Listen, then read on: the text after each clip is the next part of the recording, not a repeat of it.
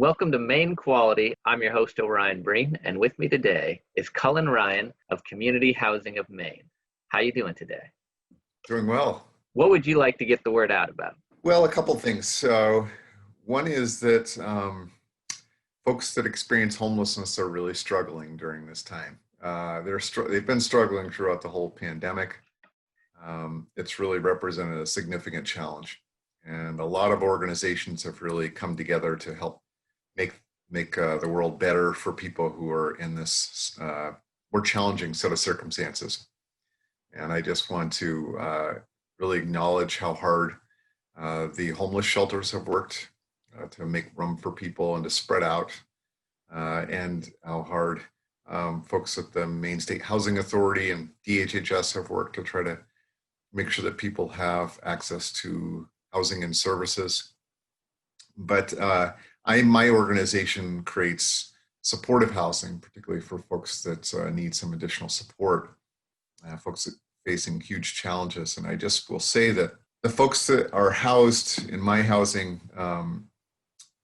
often face challenges, and we see them struggling. But during this time, as we've been getting to the holiday season, we've really seen folks take a turn for the worse and really be really in difficult circumstances. And I think if I wanted to get the word out about one thing, it's just that as we're all struggling, just to, how important it is to remember that there are folks who have even deeper struggles and are facing even more complex challenges, such as serious and persistent mental illness, and some folks substance use disorder, which is a huge challenge for people, and that can make anything even more complicated.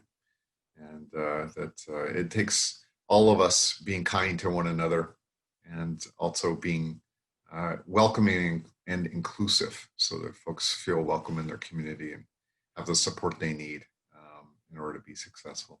So I wanted to just make sure folks were aware of that, and kind of keep that in mind as they're going about their way, that there are folks that are out there that are really struggling. We've got folks that are staying outside who don't have access to shelter. We have folks that are trying to get housing who are staying in hotels.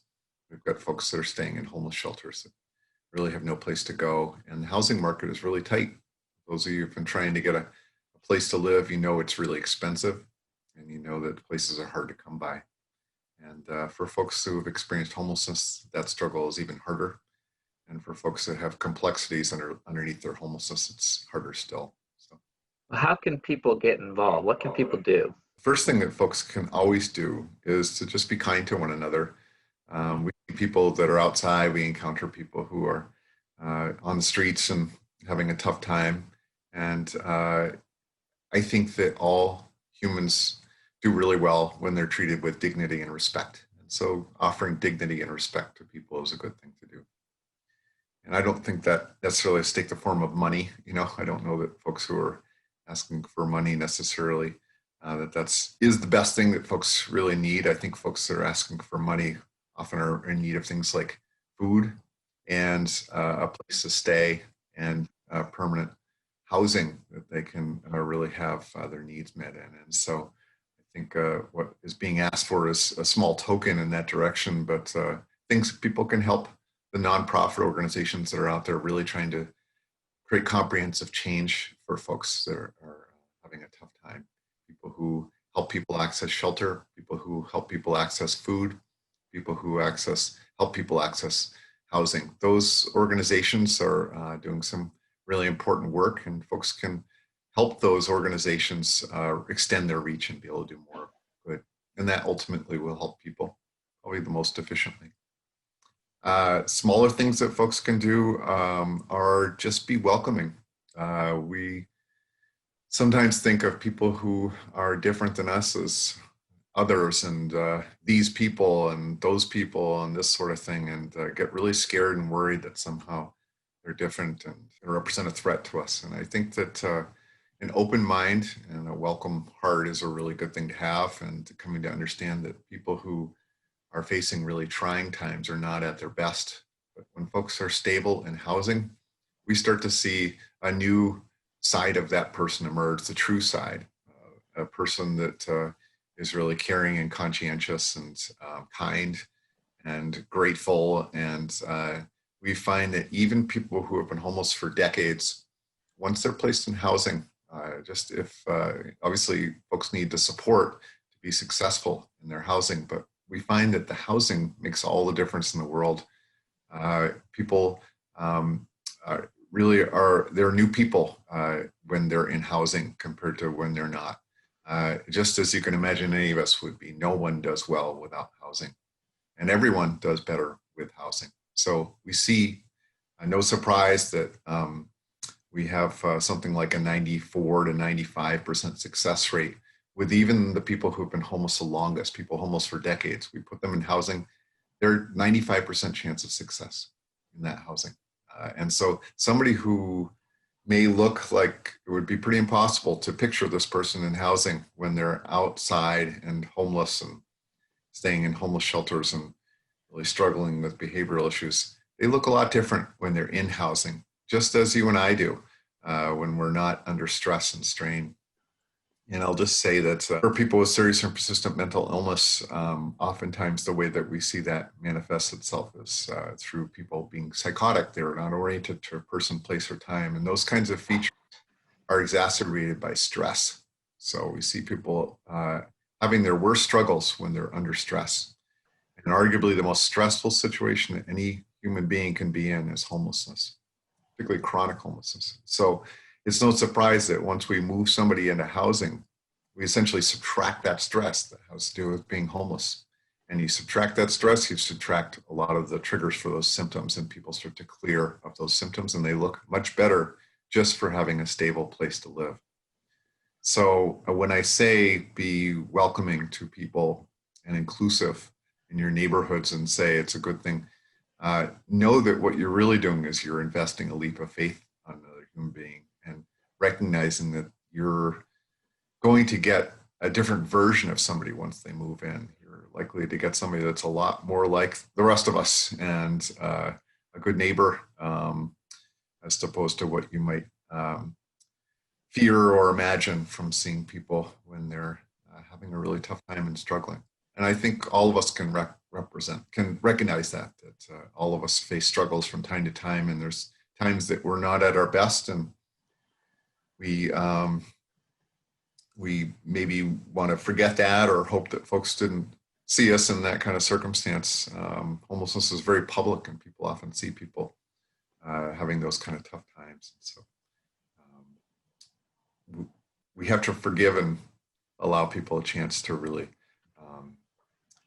show their best side. And that comes from having a stable place to launch from. Can you talk a little bit more about the housing first model? A lot of what I just described in terms of mental illness, that folks are psychotic and when they're under stress, the premise of housing first is that we're not going to do well to wait for somebody to clear from their mental illness while they're in the middle of homelessness before putting them into the housing. That's just kind of a disastrous strategy. People don't clear from their mental illness when they're in emergency of homelessness. So housing first says, let's just move them into housing and not have any expectations that they are in, everything is going swimmingly for them before we move them in. And so we move people right in. And again, that's that leap of faith. And we surround them with the services that they need, and we leave them to their own devices to choose to accept those services. And that's important too, because no one does really well with being told what to do. And people who are in desperate situations sometimes do the worst when they're told, well, you just need to do this or you just need to do that. And so by putting the services around people, by putting people right in housing where they can access them, what happens is that people generally make good choices and they start to access those services and they start to do well as a result of it. And so it's low barrier access to housing is what housing first is.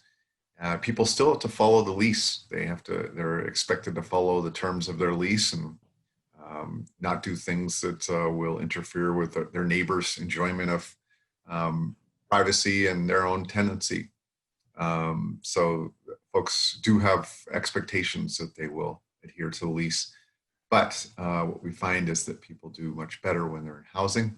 And it's been proven with countless studies that this is very successful, proven intervention, and that it costs a lot less to put people in housing than it does to keep them in homelessness. And that's pretty easy math to do. If you think about homeless shelters, let's say that the least expensive one is, let's say it's $40 or $50 a day, and we'll call it 40 just for fun. So, and we'll say there's 30 days in a month. That's $1,200 a month just to stay in that shelter. And we know that although housing is getting more expensive and approaching that, it is possible to get apartments for less than that. And so just the housing alone is cheaper than what it costs to keep people in homeless shelters. And I threw out $40 a day. That's probably about the cheapest homeless shelter that we would have in the state of Maine. Other sites are even more expensive than that. And then you lay in the cost of what happens if a person is experiencing homelessness and they interact with other emergency systems. If you go to the emergency room for any particular reason, that one trip is going to cost $1,000. If you stay there a little bit longer and you go into the hospital for a day, that's going to be several $1,000s. And what happens is that people who are out there experiencing homelessness sometimes ricochet through our most expensive services. The police come to know them from contact that they have outside. And hospitals come to know them because people will try to get in and out of the streets just by going into the hospital, and boom, there's a charge associated with that. And sometimes jails know people as well for petty things. The sheriff of Cumberland County had an aha moment in a public meeting, and he said, I just realized that when you don't have a place to live and you have a beer, you're subject to getting arrested now. Simply for the fact of that you don't have a location to drink that beer. Same thing goes for going to the bathroom, and people get picked up on things like that and end up in and out of jails. It costs a lot of money to do. It doesn't do people any good to have that, but we watch people ricochet through all these systems simply because they have no place to live. And so by having somebody have a place to live just subtracts an enormous number of costs.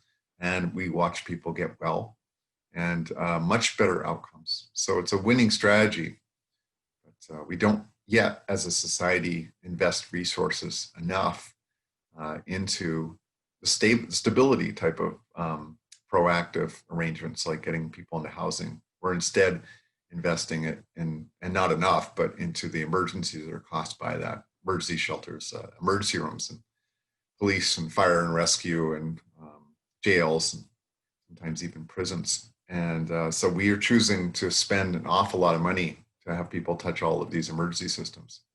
And you can feel that in your wallet. You can feel that in what we're doing, the numbers of people that we have in our criminal justice system. That if you ask them there, they say they don't belong here. This is a person with mental illness. They belong in a place where they can get appropriate treatment. It's a person with substance use disorder. They don't belong with us. It's a person that really deserves to be in a recovery residence. And there's no place for folks to go, and they end up in and out of these kind of institutions that are high cost and expensive. We know what the right choice is, and we're just not to the point of actually investing less money to do it right. Instead, we spend extra money to sort of do it, clean it up afterwards.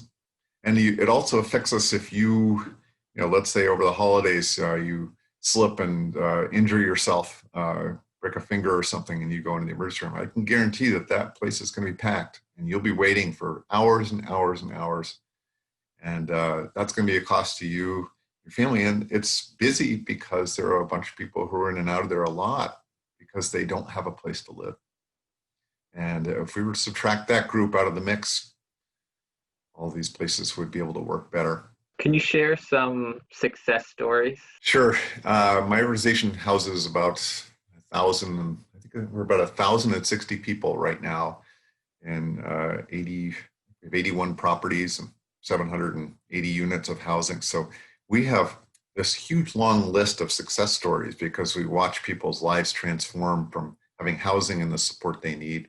And this housing is affordable. And that's another factor that I haven't even talked about. But when housing is out of reach, people aren't able to access it. So our housing is designed to be affordable. One story that comes to mind, I'll give you a couple. And they're both homeless veterans.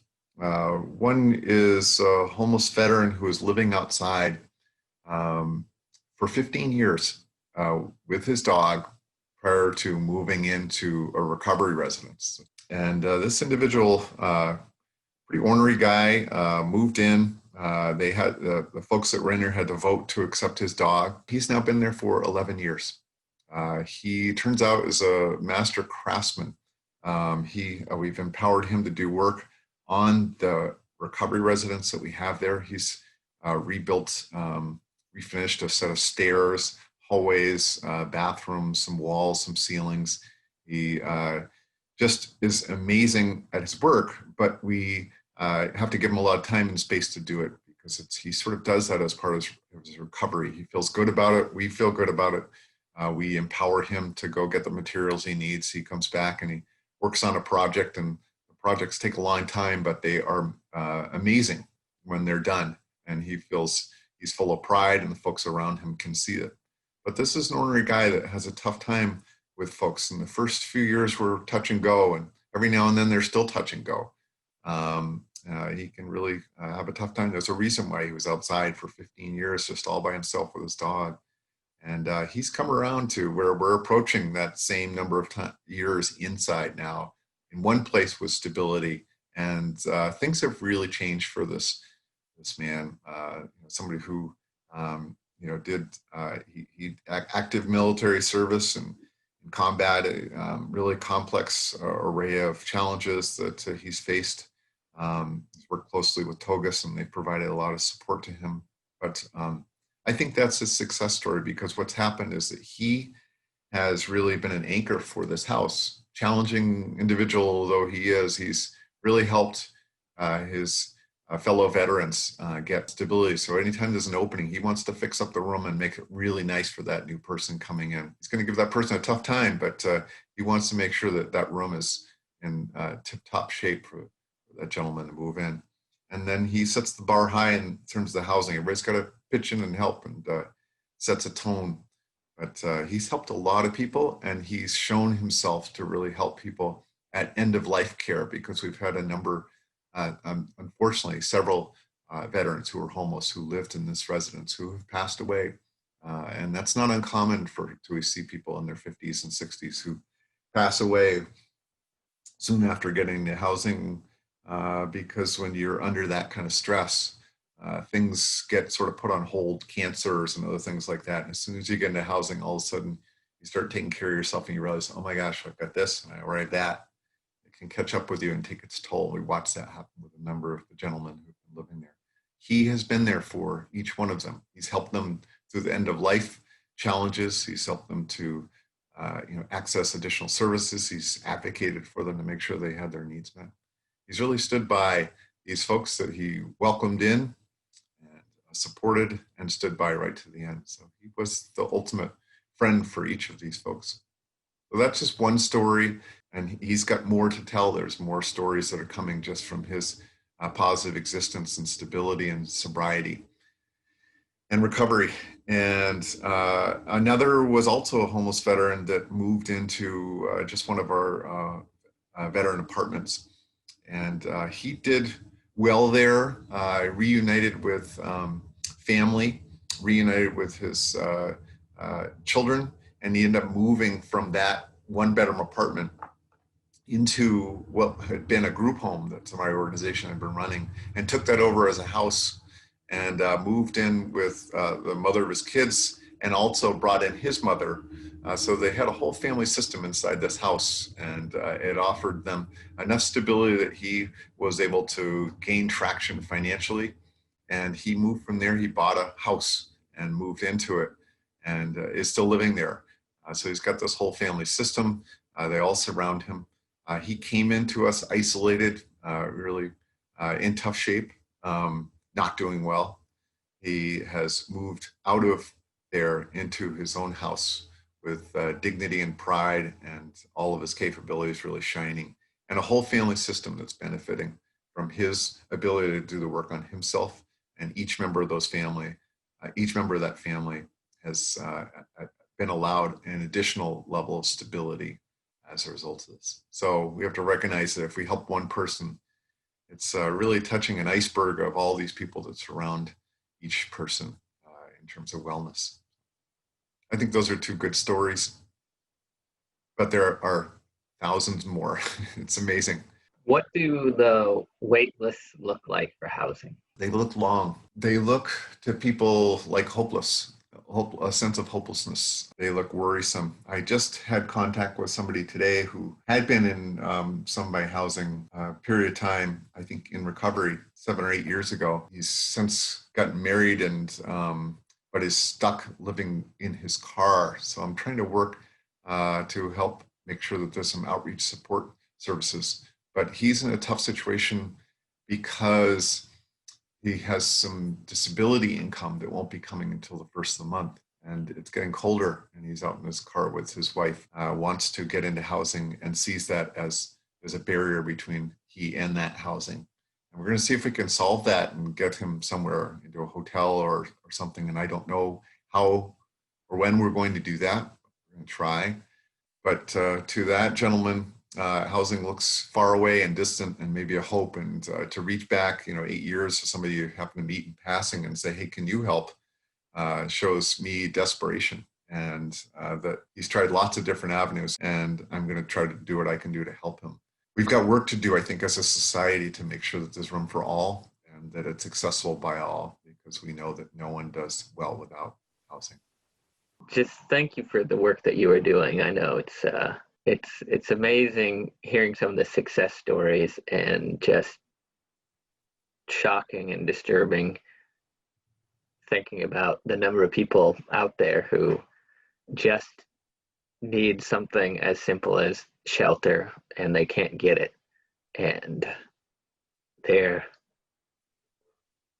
like invisible in our society. We just ignore them, and it's unconscionable, it's immoral, and we waste all this money later, in other kind of punishment ways, be it criminal justice or letting somebody's health deteriorate to the point that they end up in an emergency room or end up with long-term health issues, when if we could just get a roof over their head, we would not only save money, we would save their lives and save families.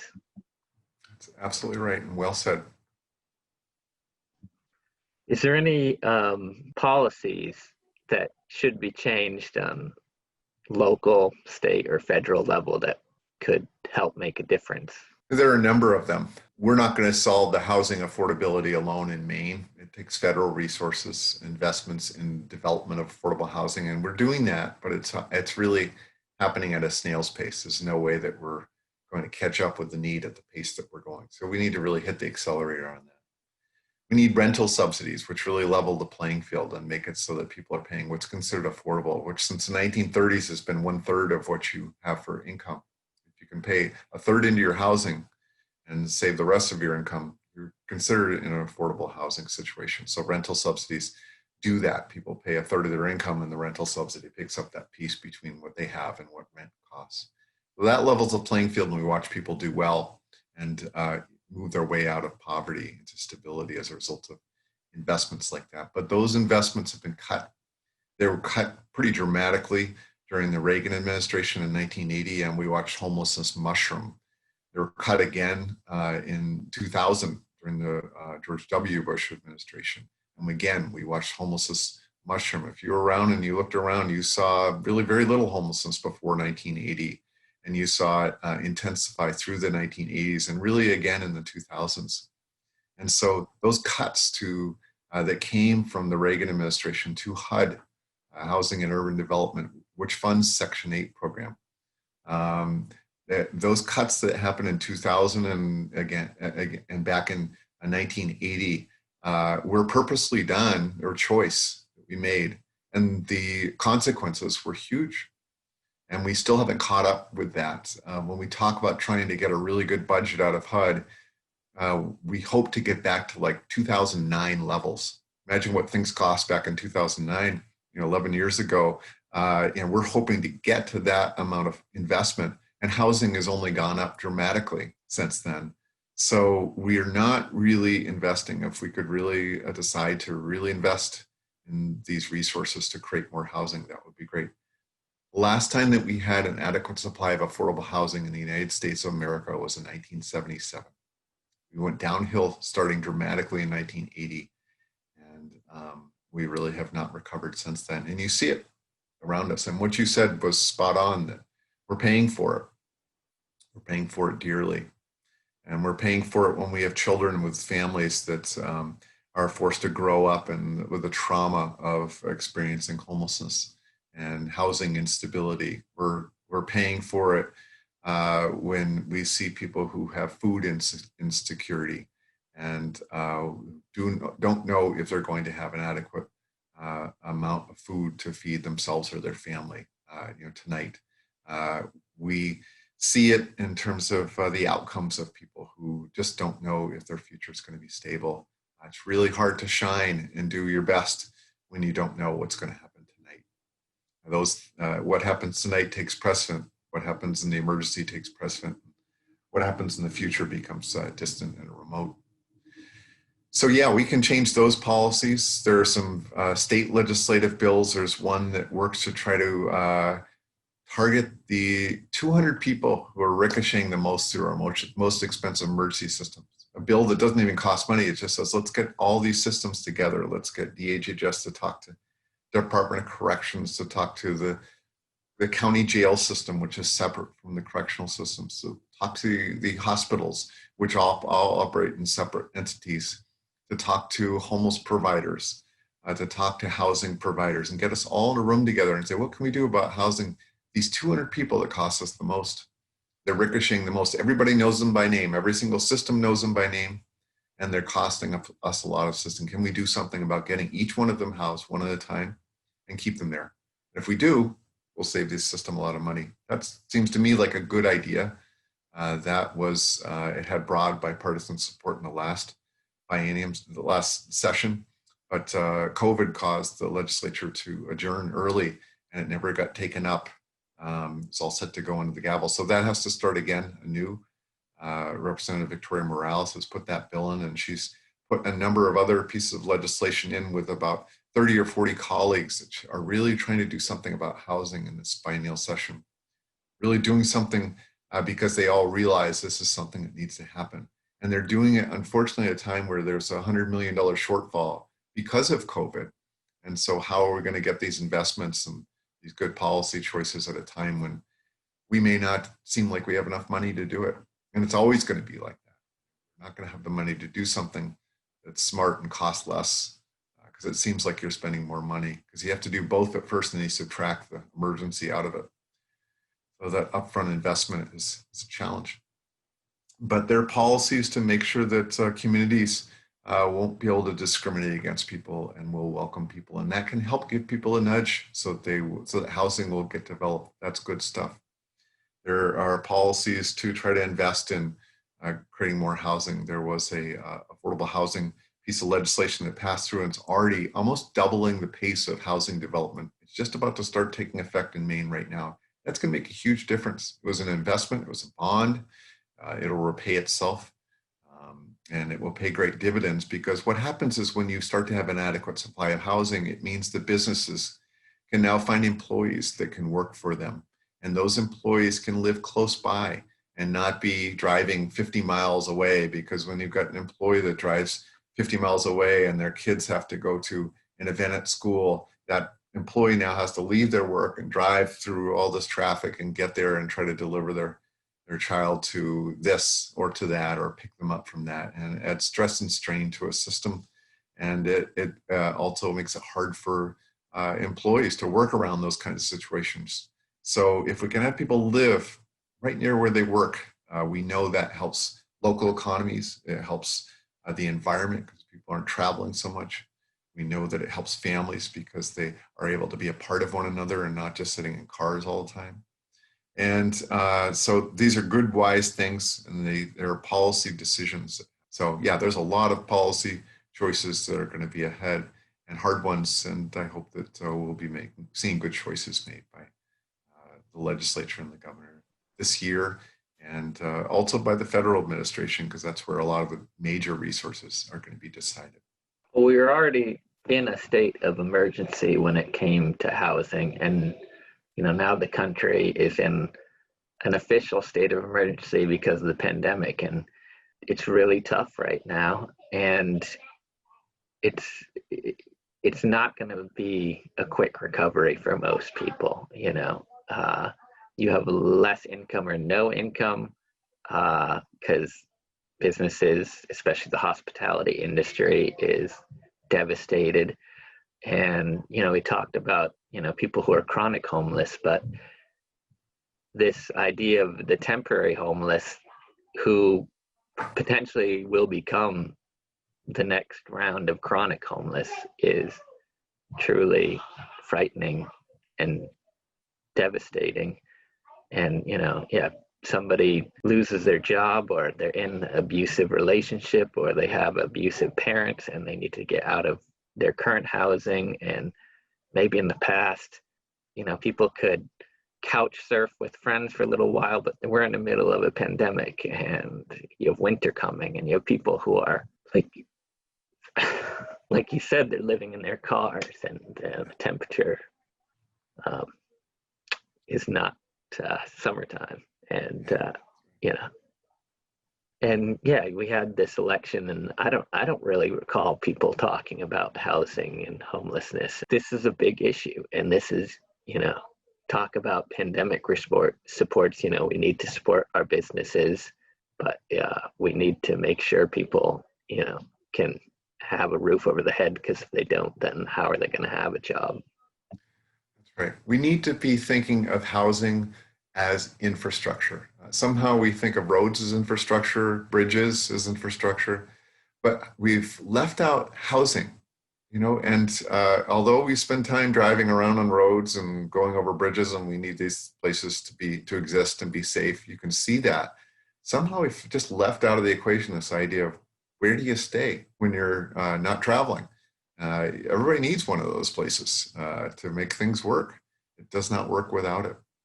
So when we start to think of it that way, and we start investing in just a lacking infrastructure of housing that's full range, we need affordable housing to be part of a mix of all kinds of housing so that people have places to live. That's what really is going to be the anchor for the community. People can live there, and then they can be part of the community. And if people can't, they're left out, and we lose. Well, this is a huge topic, and we can have many more conversations, but before we wrap up, is there anything else you would like to touch on? Homelessness is solvable, completely solvable. We know exactly what to do. And we know it's going to cost us to solve it. We have to see ourselves get there. I just want to leave people with the sense that we're surrounded by goodness, and there are good people out there, and it shows, and I get to see it. And remind yourself of that you're with other people that care, and be a part of it. And let's show that caring all around us. And thank you to everyone who does. You're listening to Maine Quality with Cullen Ryan of Community Housing of Maine. Thank you so much for coming on.